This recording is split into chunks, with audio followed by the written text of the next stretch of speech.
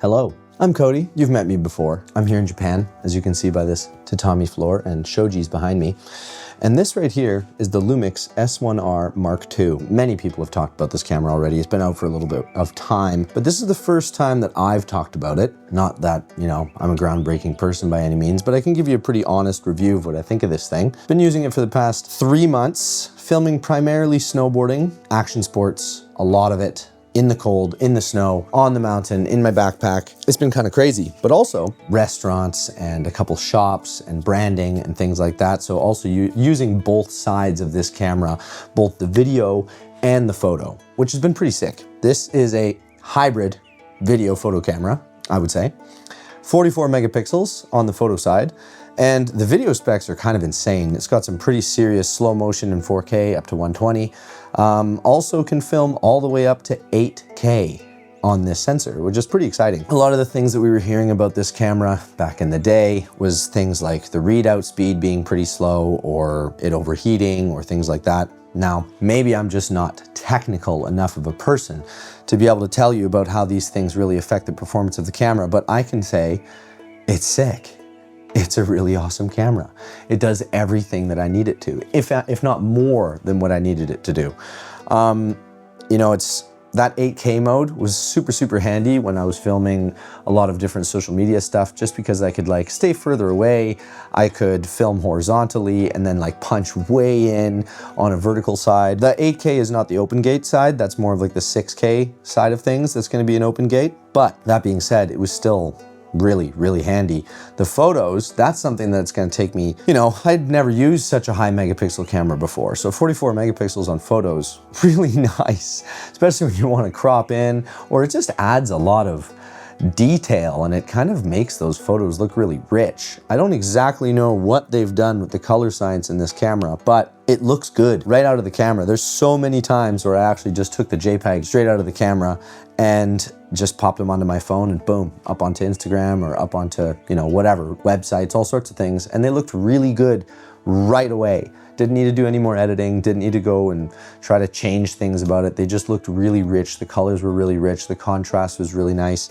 The dynamic range was really nice on this sensor. Readout speeds. Now that's something I kind of heard about lots when this camera first came out, and I was just like, oh man, maybe it's a little bit too slow. Maybe this sensor is too slow. Maybe I'm gonna get some wobbling when I go back and forth. But I mean, I can show you guys some sample video in the next few minutes here, but I just truly believe that it didn't make that big of a difference. I'm filming people snowboarding in the snow, flying fast. They're moving quick, and I'm moving this camera with them pretty quickly as well. And I'm not seeing any of the stuff that people are talking about. Maybe if this was some huge production that you were working on and you're just, you're working on maybe making a movie or filming something for Netflix, I don't know, maybe that's where it starts to matter. But in my opinion, as a professional photographer and videographer, I just don't see what people are talking about. It's just not making that big of a difference. I think some of the great advantages of this camera, being that hybrid camera, is that you're able to have really high quality images, taking those 44 megapixel images with great depth and contrast, but then also just quickly being able to swap to video mode, and now you're taking video. Now you're taking video in all sorts of different ways. The stabilization in this thing, that's something that's really insane. I mean, I was literally snowboarding with this camera, holding it, just you whip out the screen, you're holding it like this, you're snowboarding, you're following somebody, doing some follow cams. It's stable. I mean, it's not perfect. It's not like you're gonna be on a camera, like a gimbal with a big, huge hoop and something like that to try to keep things as stable as possible. But the in-body stabilization of this thing with the cropless stabilization that it has for electronic stabilization, it's nuts. It works so well. And I mean, durability-wise, I have not been nice to this camera. It's been soaked. It's been completely packed with snow, and I'm talking all of these vents inside of the screen, packed into this thing, all around the lens, everywhere, over every single button you can possibly think of, and it's still working.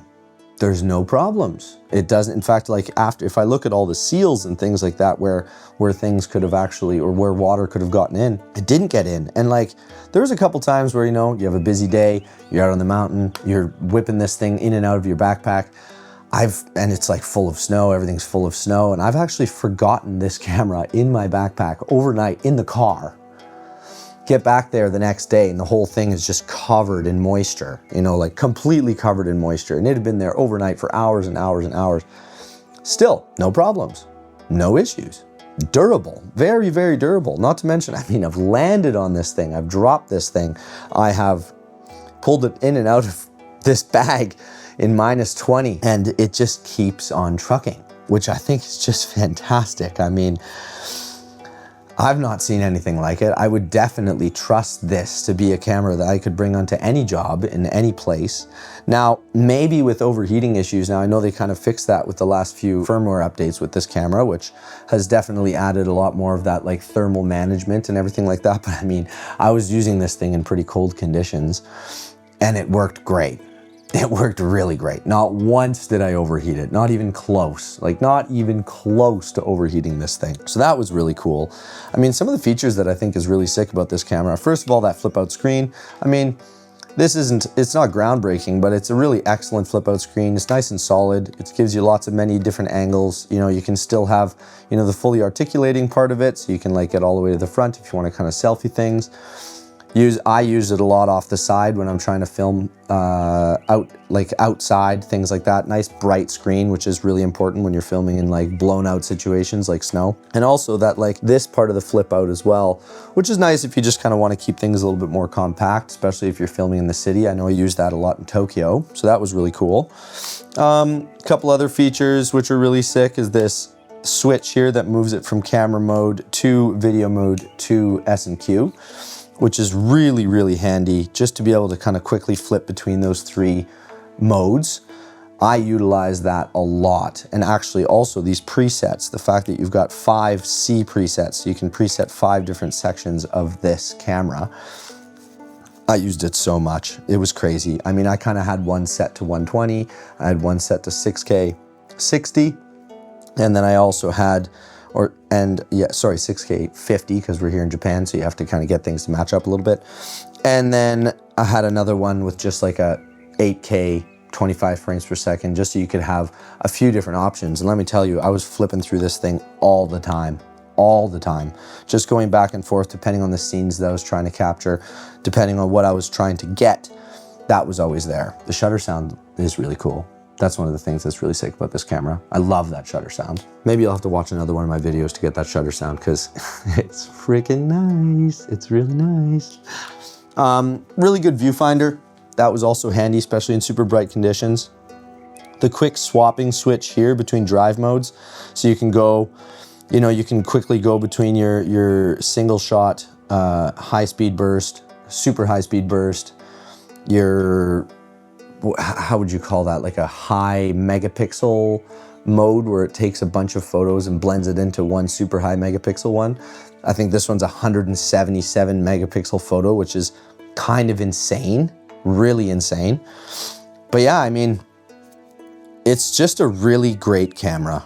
It's a really, really great camera. And the value is definitely there. I mean, with the specs that this thing has, it doesn't cost too much considering what you would have to do to find some comparable specs, especially with that stabilization. I mean, oh my God, that stabilization, it's the best. It's so good. I use this camera mostly with the 28-200 millimeter lens, just because it gives me so much range. You know, you can use so much. It's nice and light, it's super small, super compact. That was really handy. It doesn't weigh too much. I mean, again, I don't have all the specs. I don't exactly know what this thing weighs, but I can tell you it doesn't weigh too much. That's for sure. Carrying this thing around, I've never had a camera strap on it, just carrying it handheld, sometimes right here in your arm if you kind of need a break for a second, but super good. Dual SD card slots, so you've got that CF Express Type B as well as an SD card. That's been really handy. I mean, what else is there left to say? It's a really sick camera, and I highly recommend anybody who's looking to kind of use something that's got that high megapixel as well as really good video modes. This is the one. I mean, I think Lumix is really up in their game when it comes to these flagship cameras, and I've used the S1 II for a long time. That one's really fantastic when it comes to the video modes. This one right here, Maybe not quite as much video performance because that sensor readout is a little bit less, but I absolutely love it. It's been so good to me. It's been super reliable, does everything that I need it to, and I think that Lumix really nailed it on this body. Lumix S1RII. It even sounds cool. It's got an R, it sounds like a race car, no? It doesn't make any sense. One thing that I think would be really cool to know about this camera is it films in RAW.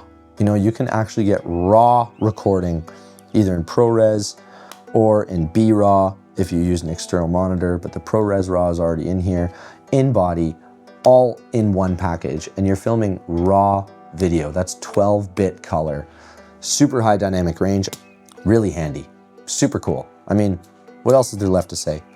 It's bitchin'. I like it, and I'm happy that I've gotten to use it. Let's see what else we can talk about in the next little while, but for now, I'll talk about some cameras, maybe check out some other videos, and we're gonna keep on this journey. So thanks for listening.